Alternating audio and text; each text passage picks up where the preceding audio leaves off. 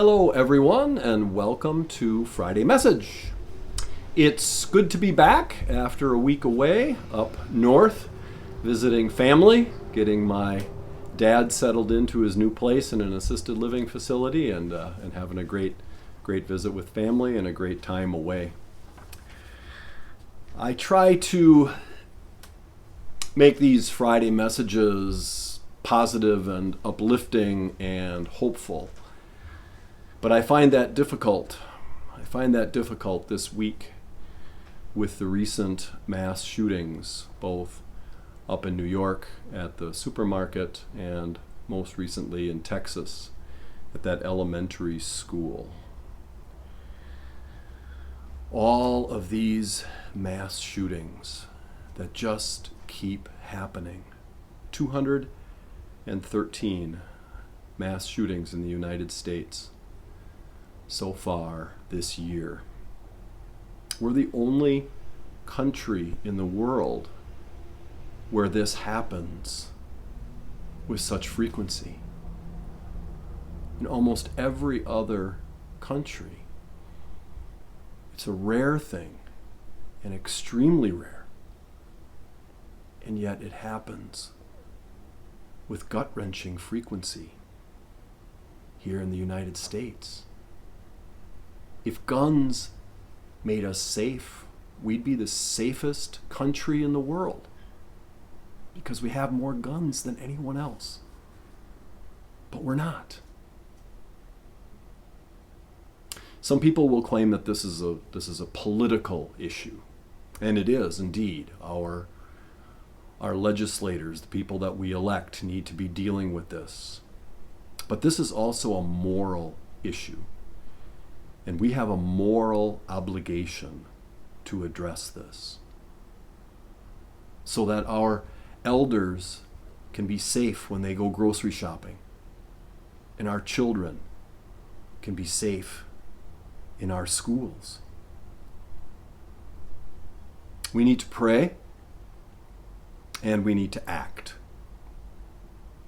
Both of those are required of people of faith. We need to enact legislation. Universal background checks, an assault weapons ban.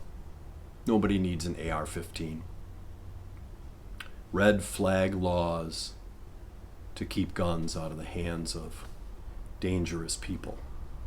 Just some of the ways that we can deal with this issue.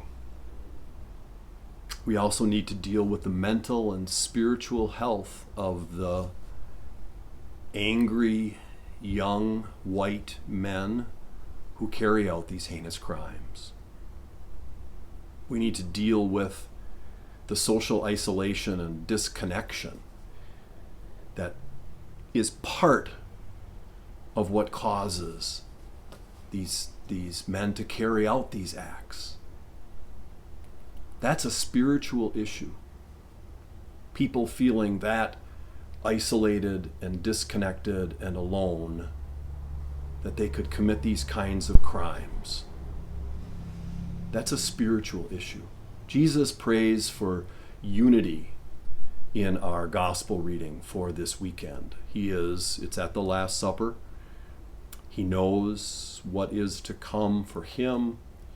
And he prays for unity for his disciples and for us. I noticed that in the gospel as I reflected on it this week. Jesus prays for us, for you and I, that we will have unity in love with God and with each other. And we need everyone to feel this. Even those who feel so isolated and so disconnected.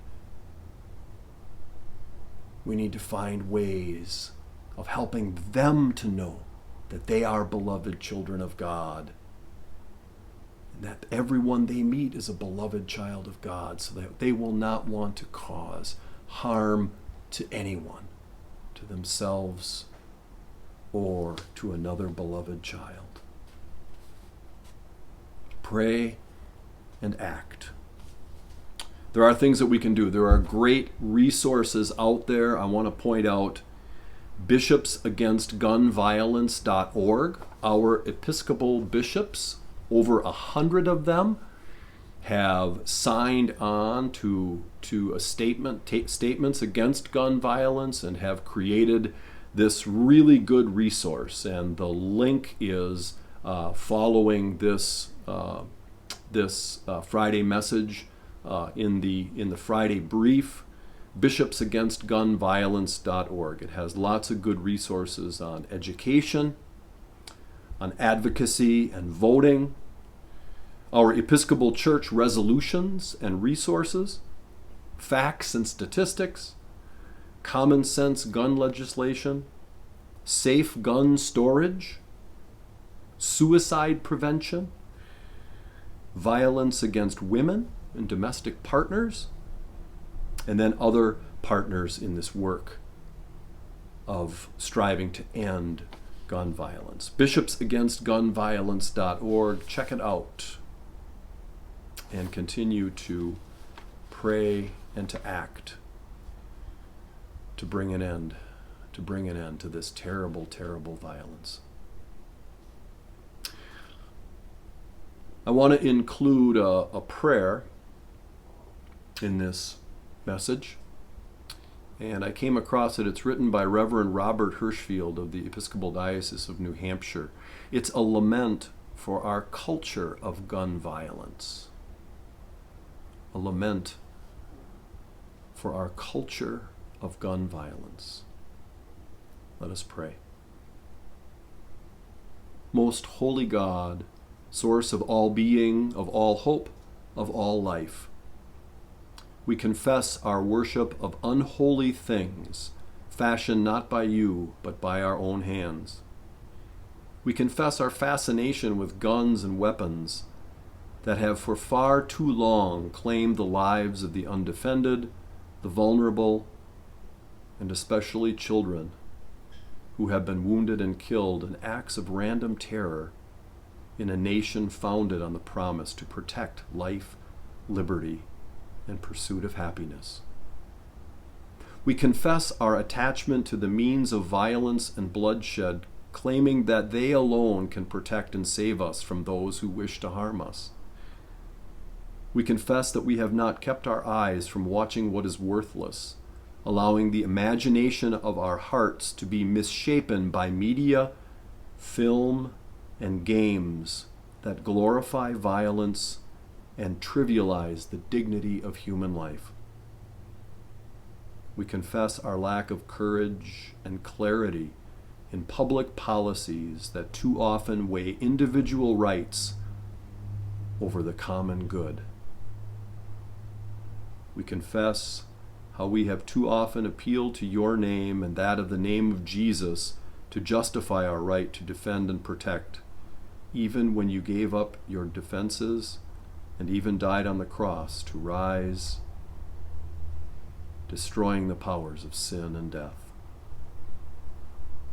We confess how we have allowed the gods of merchandising and consumerism to drown out the cries of the injured and the grieving.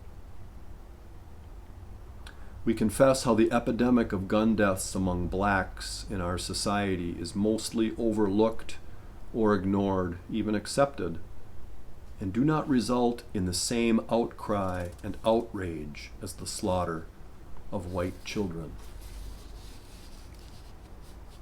We confess that we have ascribed to the facile lie that the only thing that can stop a bad guy with a gun is a good guy with a gun, when what we need are more loving households, more caring neighbors, better funded and equipped schools, and hearts that hear your gospel message of love and forgiveness. O blessed God of our deliverance, unfetter us from the grip of the unholy trinity of poverty, racism, and guns. O blessed God of the prophets, if we cannot shout in the streets in our agony and rage, guide us to have the honest, difficult conversations about what truly drives our fears. Protect the voices of the youth whom you have called to speak the truth to the powerful and content. Dear God of Holy Community, teach us to find that the only weapons we truly need are the swords of truth, the blessed breastplate of righteousness, the helmet of salvation.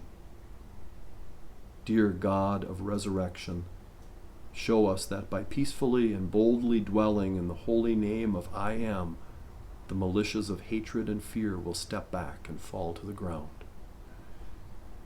Give us courage for the facing of this hour.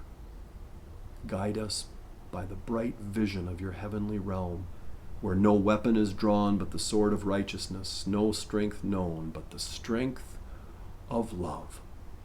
O Christ, show us your mercy as we put our trust in you. Amen.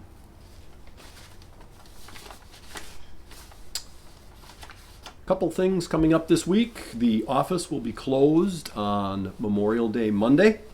On Wednesday, in place of prayer and potluck, we are going to be participating in Islands Night at Hammond Stadium for the baseball game with the Mighty Muscles and the Tampa Tarpons. There's also a parade prior to the game for Islands Night.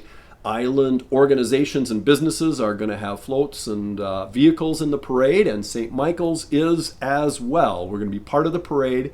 Parade starts at 6:15, so the doors open at 6. The parade starts at 6:15. Tickets are available in the gallery right outside of the parish hall. Come on out to Islands Night at the baseball game of the Mighty Muscles at Hammond Stadium this coming Wednesday. Parade begins at 6:15, and you don't want to miss it. The only other thing is that Messy Church is coming up again on Sunday, June 12th.